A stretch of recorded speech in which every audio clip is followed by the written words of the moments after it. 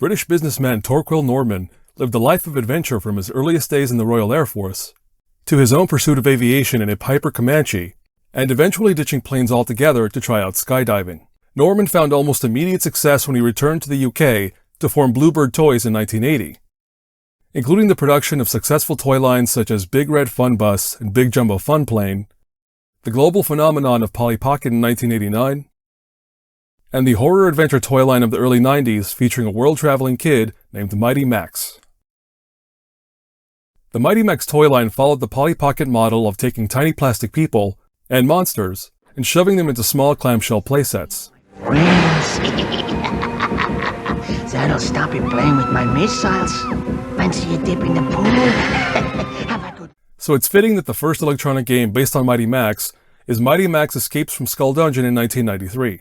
This LCD handheld from a company called Sistema, or Irwin in Canada, features a clamshell design and reimagines the titular Escape from Skull Dungeon from Series 1 of the Doom Zone playsets in 1992. The gameplay shows Max shooting at the legally distinct monster named Smasher while dodging attacks from the evil Dr. Gore. With the continued success of the toy line distributed by Mattel outside of the UK, and a new animated TV show from Film Roman that redesigned Max and introduced new characters, Mighty Max was poised for further adventures in electronic entertainment. Norman, eat these! But I don't like French fries. No ketchup. Sistema returned with the same form factor to release Mighty Max Conquers the Temple of Venom. This rare 1994 game is difficult to pin down, or even find footage of it in action, but is seemingly based on the Mighty Max Conquers the Palace of Poison playset from Series 1, which features a giant snake, scorpions, and a living mummy. With the first season of the TV show growing in popularity and confirmed for a second season, American LCD game maker Tiger Electronics got in on the action.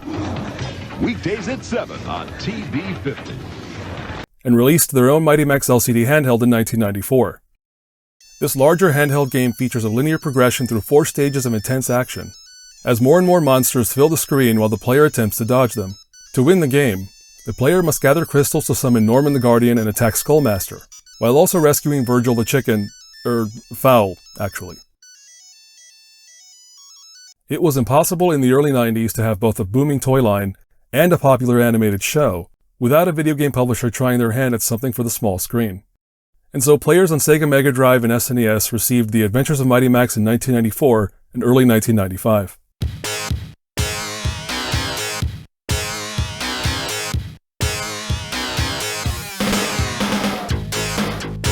It was an appropriately Anglo-centric affair, with infamous British publisher Ocean Software and British developer WJS Design behind the wheel of the one and only video game based on Mighty Max. The video game features character designs and art based on the TV show, but is distinctly styled like many a British platformer of the day, and, perhaps disappointingly, does little else to connect the video game to the TV show. Players are tasked with selecting Max or one of his friends, B and Felix, to traverse 5 different levels and 25 stages of puzzle platforming mayhem in an attempt to gather parts of Skullmaster's evil machine of evil. The game includes a co-op mode in which 2 players can stumble their way through generic environments, bereft of any recognizable elements from either the toy line or the TV show. But at least Norman is there to tag along, and Virgil for some, sage wisdom. But perhaps that all reflects the state of Mighty Max in 1995. A planned Amiga port of the video game was cancelled that year, and the TV show was cancelled by December of the previous year. The toy line itself continued through 95 and finally fizzled out in 1996. And although Bluebird Toys had continuously bounced back from the brink of collapse numerous times in their history, they could no longer fight the changing times. Mattel bought Bluebird in 1998, absorbing all of their properties, and locking Mighty Max away in the vault for some 25 years now. Polly Pocket was recently relaunched as a nostalgic throwback to the 90s, so perhaps there's hope that Mighty Max can also escape the corporate dungeon.